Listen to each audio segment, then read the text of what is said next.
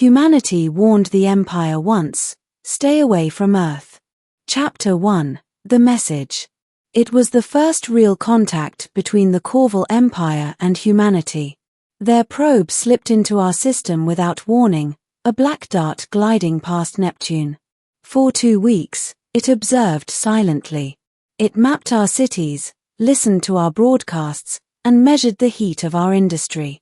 When it was finally intercepted, humanity didn't bother with pleasantries. We didn't send a long speech, or a diplomatic packet, or a parade of our greatest achievements. We sent one message, carved in radio pulses, translated into 100 tongues. Stay away from Earth. The probe didn't reply. It simply turned, fired its engines, and vanished into the void. Chapter 2. The Empire's Laughter. In the court of the Khorval Emperor, the probe's recordings were displayed like a circus act. Humans, bipedal, soft-skinned, divided into nations, were judged amusing curiosities. The warning we sent was replayed for the nobility. They roared with laughter. Stay away, scoffed Lord Syrinx, commander of the Fifth Fleet. From that mudball? Their technology is primitive.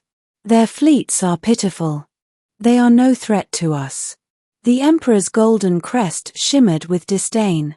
If they will not kneel, they will serve. Earth shall be the jewel of our new sector. The order was given, invade. Chapter 3. The First Fleet. The Khorval Fifth Fleet arrived at the edge of Sol in columns of gleaming warships. Cruisers, dreadnoughts, troop carriers, the pride of an empire that had never known defeat.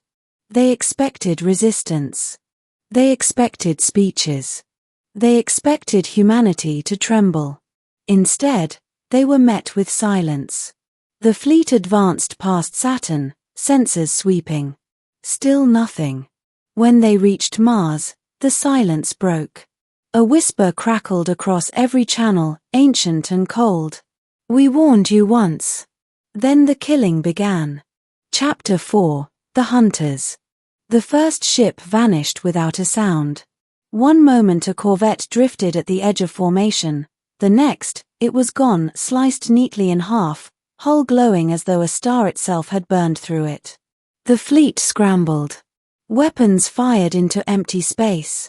Then came the boarding actions. Shadows breached the Khorval dreadnoughts, small craft painted black, invisible to sensors.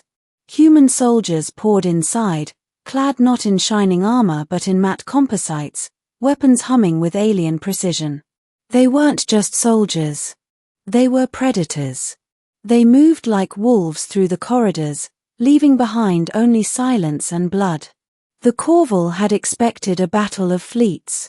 What they got was a hunt. Chapter 5. The Fall of the Fifth.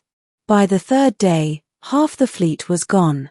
Not destroyed in glorious combat, but dismantled, cut apart, gutted, harvested for technology. Captured Khorval soldiers babbled in terror about eyes in the dark, about human voices whispering from nowhere. Lord Syrinx, desperate, ordered a retreat. But as his flagship turned for deep space, a voice whispered over his comms, so close it felt like it was in his skull. We warned you once. The flagship never made it home. Chapter 6. The Silence that Followed. News of the Fifth Fleet's annihilation spread like wildfire. The Empire censored reports, but rumors leaked. Humans are primitive, the officials insisted. The fleet suffered an accident. But soldiers whispered another story, that Earth was cursed. That humans were not prey, but patient predators who hid their claws until provoked. The Emperor silenced the whispers with executions.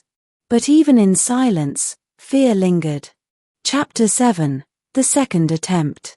Decades passed. The Empire grew hungry again. The Emperor's son, young and arrogant, scoffed at the caution of his advisors. The stories are superstition, he declared. The humans bluffed, and our fathers fell for it. I will prove them weak. He launched the 10th Fleet, twice as large as the 5th. They arrived at the edge of Sol under stealth, cloaked in shadows. Their orders were clear: strike Earth fast, take hostages, shatter resistance before it begins. But when the fleet emerged from void space, they didn't find silence. They found humanity waiting. Chapter 8: The Trap. Thousands of ships unfolded from the dark, black-hulled and bristling with weapons no Khorval sensors could classify. Earth had been watching, preparing, hunting. The 10th Fleet never stood a chance. Every escape corridor collapsed under gravity mines. Every dreadnought was gutted by railguns that fired slugs the size of houses. Boarding craft vanished into fire. Within hours, the 10th Fleet was ash. The Emperor's son died screaming into the void, his last transmission choked by static. Chapter 9: The Lesson. This time, humanity didn't stay silent. Across every Khorval channel, a message blared in a dozen voices, young and old, male and female, unified in one chilling promise. We warned you once. There will not be a second. Then the human fleet vanished, slipping back into the dark, leaving behind nothing but wreckage and silence. Chapter 10: The Empire Trembles.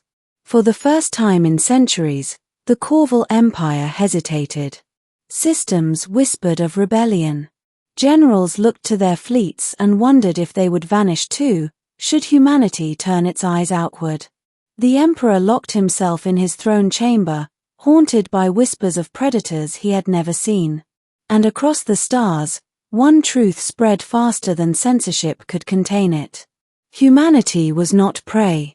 Humanity was not weak. Humanity was the warning no empire should ignore. Epilogue: The Hunters in the Dark. I was a child when the first fleet came, an old man when the second was destroyed. I saw both, and I know this. Humans are not the strongest, nor the oldest, nor the most advanced. But we are the only species who look at the abyss and smile. We are the ones who train for war in times of peace, who dream of battle in times of safety. And when we say stay away from Earth, we mean it.